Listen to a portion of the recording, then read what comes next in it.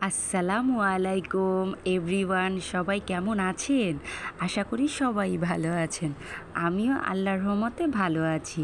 জাইফাস moms চ্যানেলের সবাইকে স্বাগতম। নতুন আরেকটা রেসিপি নিয়ে চলে এসেছি আপনাদের মাঝে। আজকে রান্না করব রেডিমেড মশলা দিয়ে বিরিয়ানি, বিফ বিরিয়ানি। তো বিফ বিরিয়ানি রান্না করতে প্রথমে আমি দেখেন গরুর মাংসগুলো সুন্দর করে কেটে নিয়েছি। দেখেন আমি এখানে তেল, তারপর মাংস, কলিজা সব কিছু একসাথে সুন্দর মতো কেটে টুকরো টুকরো বিরিয়ানির জন্য যেভাবে মাংসটা কাটা হয় সেভাবে কেটে সুন্দর মতো নিয়েছি। এখন আমি এই মাংসটাকে ধুয়ে নিয়ে নিব।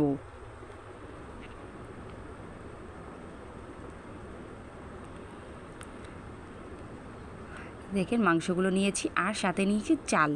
আর আমি 2 কেজি গরুর মাংস নিয়েছি, সাথে 1 কেজি চাল নিয়েছি। হ্যাঁ, 2 কেজি গরুর মাংসের সাথে 1 কেজি চাল নিয়েছি। চালের সাথে চাল যে পরিমাণ নেবেন এর ডাবল মাংস দেওয়ার চেষ্টা করবেন। তাই আজকে আমি 2 কেজি গরুর মাংসের সাথে 1 কেজি চাল নিয়েছি। চাল নেওয়ার পরে এদিকে আমার যা যা মশলা লাগছে, প্রথমে লাগছে দেখেন আমি পেঁয়াজ নিয়ে নিয়েছি, সাথে নিয়েছি আদা বাটা নিয়ে নিয়েছি, আদা রসুন জিরা যে একসাথে পেস্ট করে রেখেছিলাম সেটা নিয়েছি। আর সাথে লাগবে কাঁচামরিচও লাগবে। আর সাথে আমি এক্সট্রা 2টো তেজপাতা আর এলাচি আর দারচিনি কয়েক টুকরা নিয়েছি। আর রেডিমেড, এই যে দেখেন রেডিমেড রাঁধুনি বিরিয়ানির মশলা নিয়েছি। রেডিমেড এটা রাঁধুনির বিরিয়ানির মশলাটা নিয়েছি। এটা দিয়ে আজকে আমি বিরিয়ানিটা রান্না করব। আমি কিভাবে রান্না করি সেটাই আপনাদের সাথে আজকে শেয়ার করলাম। প্রথমে আমি চুলায় হাঁড়ি বসিয়ে দিয়েছি, হাঁড়ির মধ্যে তেল দিয়ে দিয়েছি। তেল দিয়ে এখন আমি যা যা লাগবে সব দিয়ে দিব। এদিকে প্রথমে আমি বেশি করে পেঁয়াজি দিয়ে দিব।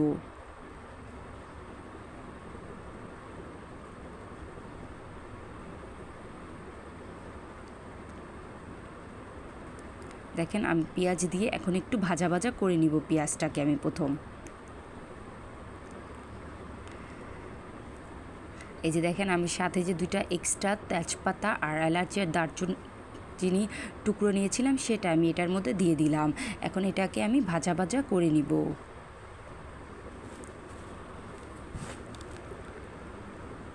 প্রথমে আমি মাংসটাকে কিন্তু ভুনা করে নিচ্ছি, তারপর আমি বিরিয়ানি রান্না করব। তো মাংসটা আমি আগে রান্না করে তারপর বিরিয়ানিটা রান্না করব। এদিকে আমার এখন আমার পেঁয়াজটা অনেকটা কষা হয়ে গেছে। এখন এর মধ্যে আমি আদা বাটা দিয়ে দিয়েছি 2 চা চামচ। এখন দিয়েছি মরিচের গুঁড়া, আর মরিচের গুঁড়া 1 চা চামচ দিয়েছি ঝাল পরিমাণ মতো। আমি এটার মধ্যে কোনো হলুদের গুঁড়া অ্যাড করব না। আর এটা হলে জিরার ফাঁকি দিয়েছি 1 চা চামচ। আমি কিন্তু বিরিয়ানির মধ্যে আজকে কোনো হলুদের গুঁড়া অ্যাড করব না। মরিচ দিয়েছি, আদা বাটা দিয়েছি আর জিরার গুঁড়া দিয়েছি। প্রথমে তো মাংসটাকে আমার রান্না করতে হবে, তাই আগে আমি মাংসটাকে ভালো করে রান্না করে নিচ্ছি। আর এদিকে মশলাটা ভালো করে কষিয়ে দিলাম। কষে নেওয়ার পর এখন যে বিরিয়ানির মশলাটা ছিল সেই রেডিমেড এই বিরিয়ানির মশলাটা আমি দিয়ে দিব। আর বিরিয়ানির মশলাটা পুরো প্যাকেটটা আমি দিব না, আমি অর্ধেক দিব আর অর্ধেক আমি রেখে দিব। যখন পোলাওর সাথে আমি বিরিয়ানিটা মিক্স করব তখন আমি বাকি অর্ধেক দিব। এই যে দেখেন আমি অর্ধেক মশলা দিয়েছি এটার মধ্যে, পুরোটা দেইনি। এখন আমি এটাকে একটু ভালো করে কষে নিব পানির সাহায্যে।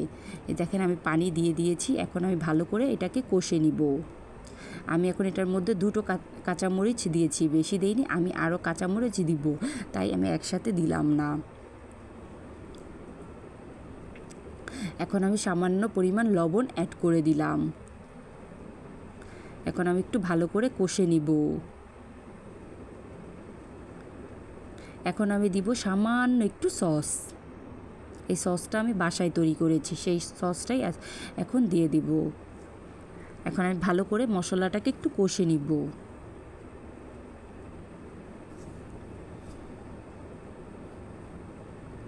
দেখেন আমি মশলাটাকে কীভাবে, এদিকে আমি মশলাটাকে ভালো করে কষে নিচ্ছি। এই যে দেখেন আমার অনেকটা মশলা কষা হয়ে গেছে, আমার উপর দিয়ে তেলও উঠে গেছে। এখন যে আমি মাংসগুলো রেখেছিলাম ধুয়ে সুন্দর করে নিয়েছি, এই মাংসগুলো এখন আমি এর মধ্যে দিয়ে দিব। এর মধ্যে মাংস আছে, হাড্ডি আছে, সব মিলিয়ে সবগুলো মাংস আমি দিয়ে দিলাম। এখন আমি মাংসটাকে ভালো করে কষে নিব। মাংসটাকে এখন মিশিয়ে নিব।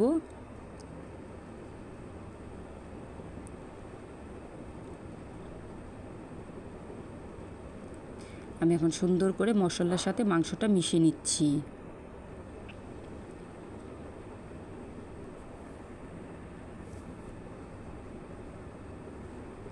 দেখেন সুন্দর করে মিশিয়ে নিচ্ছি। আর এই যে এখন আমার খুব সুন্দর করে মিশা হয়ে গেছে। আমি ভালো করে কষে নিব, ঢাকনা দিয়ে ঢেকে রাখবো কতক্ষণ।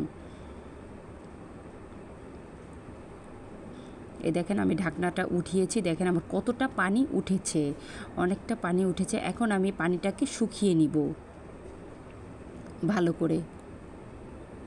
আমি এখনও কোনো পানি অ্যাড করিনি, করব। আগে আমি একটু ভাজা ভাজা করে নিই, তারপর আমি পানি অ্যাড করব।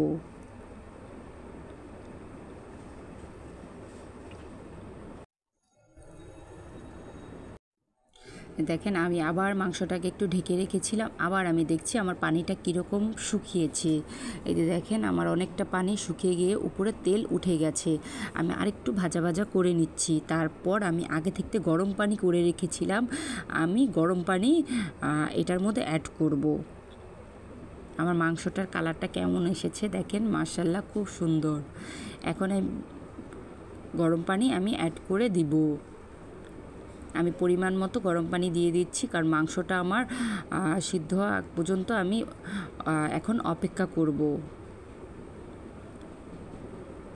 আর এর মধ্যে আমি বিরিয়ানির মধ্যে আমি একটু দুটো আলু দিব, কারণ বাচ্চারা আলু খেতে খুব পছন্দ করে। তাই আমি দুটো আলু কেটে রেখেছিলাম। সেই মাংসটা সিদ্ধ হওয়ার পরে, একটু সিদ্ধ হওয়ার পরে আমি এর মধ্যে আলু দিয়ে দিব।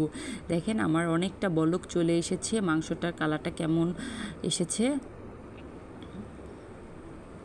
আমি মাঝে মাঝে একটু একটু করে নেড়ে দিচ্ছি। আর আমার চুলা কিন্তু হাই হিটে আছে।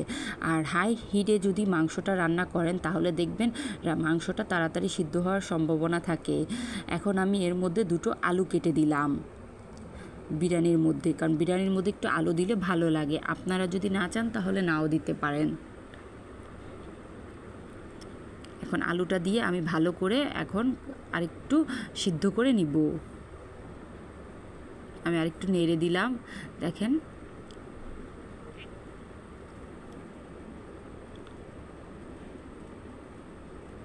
এখন আমি আরেকটু ঢেকে রাখবো। আর আলুটা সিদ্ধ হওয়ার পর্যন্ত, মাংসটা প্রায় আমার সিদ্ধ হয়ে গেছে, এখন আলুটা সিদ্ধ হওয়ার আগ পর্যন্ত আমি অপেক্ষা করব।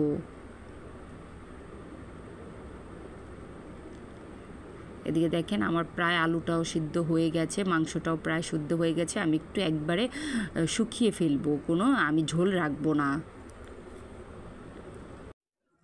এই যে দেখেন এখন আমার প্রায় মাংসটা হয়ে গেছে। আমি এখন মাংসটা দেখেন আমার অনেকটা তেল উঠে গেছে। আমি মাংসটাকে আর কোনো পানি রাখবো না, হয়ে গেছে, আমি নামিয়ে রেখেছি। এখন আমি চুলায় বড় একটা হাঁড়ি বসিয়ে দিয়েছি। হাঁড়ির মধ্যে আমি তেল দিলাম, কারণ আমি আজকে বিরিয়ানিটা একটু বেশি রান্না করেছি। এখন একটু পরিমাণ মতো তেল দিয়ে দিব। আমি আজকে 1 কেজির মতো বিরিয়ানি রান্না করছি, কারণ 1 কেজি চাল আর 2 কেজি গরুর মাংস। আর এদিকে পেঁয়াজগুলো দিয়ে এখন আমি একটু ভাজা ভাজা করে নিচ্ছি। এদিকে দেখেন আমার অনেকটা পেঁয়াজ লাল লাল হয়ে গেছে। এখন এর মধ্যে আমি একটু সামান্য আদা বাটা অ্যাড করেছি। এখন আদা বাটাকে আমি একটু ভাজা ভাজা করে নিব। ভাজা ভাজা করে নেওয়ার পর এখন আমি লবণ অ্যাড করে দিব। লবণটাও আমি ভাজা ভাজা করে নিচ্ছি একটু। এখন আমি ভাজা ভাজা করার পর এখন এর মধ্যে আমি পোলাওর চালগুলো দিয়ে দিব। আর পোলাওর চালগুলো দিয়ে আমি ভালো করে নেড়ে নিব। যখন দেখবেন ভাজা ভাজা টাস টাস করে আওয়াজ হচ্ছে, তখন দেখবেন আপনার চালটা ভাজা হয়ে গেছে। তারপর আপনি পানি দিয়ে দিবেন এর মধ্যে। আর আমি আবারও বলছি, পানির মাপটা যদি আপনারা চান, আমি 1 কেজি চাল মানে 4 পট চাল, 4 পট চালে আমি 8 পট পানি দিব। হ্যাঁ, তাহলে মনে বুঝবেন পানির মাপটা। 1 পট চাল হলে 2 পট পানি দিবেন, আর 2 পট চাল হলে 4 পট পানি দিবেন। তাহলে দেখবেন পোলাওটা খুব ঝরঝরা হয়েছে। দেখেন এখন পরিমাণ মতো আমি পানি দিয়ে দিলাম আমার কাপ অনুযায়ী। আর এখন 4-5টা 6-7টা কাঁচামরিচ অ্যাড করেছি। আর লবণটা কিভাবে বুঝবেন আমি বলছি। লবণটা এই যে পানিটা দেখছেন, এই পানিটাই আপনারা একটু হাতে নিয়ে মুখে লাগাবেন, তাহলে দেখবেন লবণটা বোঝা যাবে। যদি দেখেন লবণ লবণ লাগছে তাহলে মনে করেন পারফেক্ট পোলাও হবে, বিরিয়ানি হবে। এদিকে দেখেন এখন আমি ঢাকনা দিয়ে ঢেকে রেখেছি পোলাওটা। এখন এই যে দেখেন পোলাওটার পানিটা অনেকটা আমার শুকিয়ে গেছে। দেখেন আমি একটু নাড়া দিয়ে দেখছি। আমার কিন্তু মাংসটা আমি এখন মিলাবো না, আর একটু বাকি। এই যে দেখেন আমার অনেকটা মাংস, পোলাওর চালটা প্রায় হাফ সিদ্ধ হয়ে গেছে। আর হাফ সিদ্ধ হওয়ার পর আমি সুন্দর মতো নেড়ে দিলাম। আমি সামনে থেকে দেখাচ্ছি। এখন এর মধ্যে যে গরুর মাংসটা রেখেছিলাম, এই গরুর মাংসটা এখন আমি এর মধ্যে ঢেলে দিব। দেখেন আমি ঢেলে দিচ্ছি। আমার প্রায় হাফ সিদ্ধর বেশি পোলাওটা সিদ্ধ হয়ে যাওয়ার পর আমি গরুর মাংসগুলো দিয়ে দিলাম। দেওয়ার পর এখন এই যে দেখেন আমি সুন্দর মতো মিলিয়ে নিব। আর মশলাটাও সব কিছু দিয়ে দিচ্ছি। আর বাকি যে বিরিয়ানির মশলাটা ছিল, সেই মশলাটা আমি উপর দিয়ে ছিটিয়ে দিলাম। বাকি অর্ধেক মশলা দিয়ে এখন আমি ভালো করে মিশিয়ে নিব বিরিয়ানিটা। দেখেন আমি ভালো করে মিশিয়ে নিয়েছি। সত্যি বলছি বিরিয়ানিটা খুব মজা হয়েছিল। আমি কোনো বাড়তি কোনো মশলা অ্যাড করিনি, শুধু রেডিমেড বিরিয়ানি মশলাটা অ্যাড করেছিলাম। তো এখন আমার কমপ্লিট। এখন আমি সুন্দর মতো পরিবেশন করে নিব। প্রথম থেকে শেষ পর্যন্ত যারা আমার ভিডিওটা দেখেছেন তাদেরকে অসংখ্য ধন্যবাদ, অনেক ভালোবাসা। যারা লাইক করেন প্লিজ লাইক, কমেন্ট, শেয়ার করবেন। আর নতুন বন্ধুরা হয়ে থাকলে আমার চ্যানেলটা সাবস্ক্রাইব করে রাখবেন। আর আজ এই পর্যন্ত। নতুন এক সময় নতুন আরেকটা ভিডিও নিয়ে চলে আসবো আপনাদের মাঝে। তো পরিবেশন করে নিচ্ছি, একটু সালাদ শসার সাথে মিশিয়ে নিচ্ছি। দেখেন সুন্দর মতো পরিবেশন করে নিলাম। আজ এই পর্যন্তই। সবাই ভালো থাকবেন, সুস্থ থাকবেন। আল্লাহ হাফেজ, আসসালামু আলাইকুম।